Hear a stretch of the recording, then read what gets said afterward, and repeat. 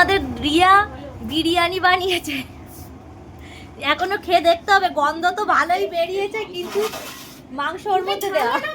তারপর হবে। এখন হাড়ি উল্টানো হচ্ছে।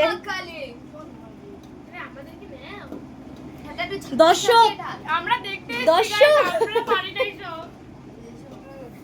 দর্শক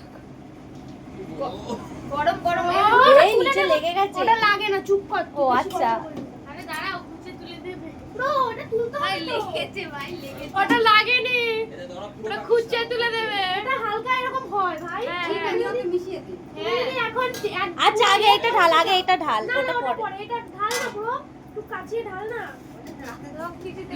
হ্যাঁ হ্যাঁ, না না এটা না ঢাললে হবে না, মাংস টাংস নিয়ে। সেটা বলছি না, মানে মিশিয়ে দিতে হবে। অবশ্যই এটা মিশিয়ে দি। আবার একটা হাঁড়িতে তুলে নিয়ে তারপর খা।